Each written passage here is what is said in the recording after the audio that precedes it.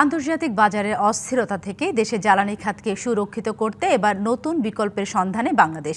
যুক্তরাষ্ট্রের ওয়াশিংটন ডিসিতে দেশটির সাথে কৌশলগত জ্বালানি সমঝোতা স্মারক সই করেছে ঢাকা। দ্বিপাক্ষিক এই চুক্তিতে সই করেন বাংলাদেশের পররাষ্ট্রমন্ত্রী ডক্টর খলিলুর রহমান এবং যুক্তরাষ্ট্রের জ্বালানি মন্ত্রী ক্রিস রাইট।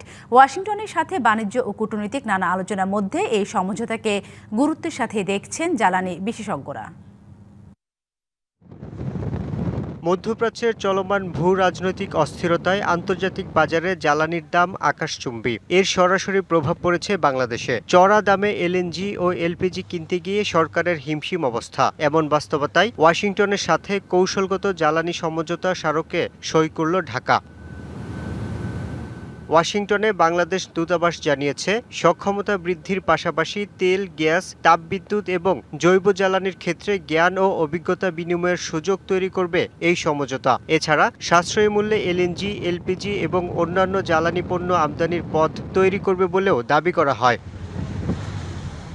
বছরে জ্বালানি আমদানিতে ব্যয় হচ্ছে প্রায় $12 বিলিয়ন, যা বৈদেশিক মুদ্রার রিজার্ভ ও সামগ্রিক অর্থনীতিতে বড় নেতিবাচক প্রভাব ফেলছে।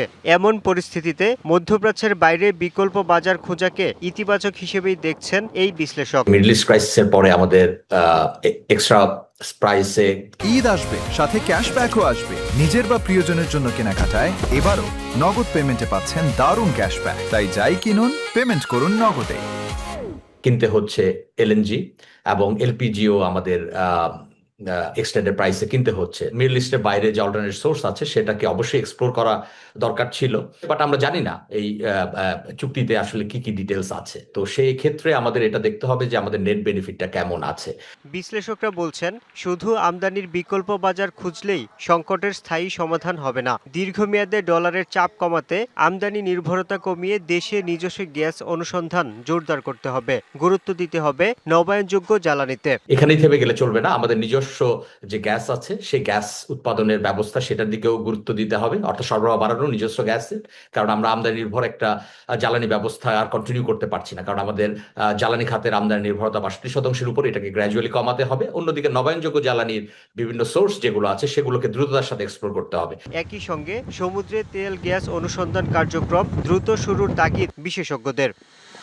Yusuf Rana, DBC news, Dhaka.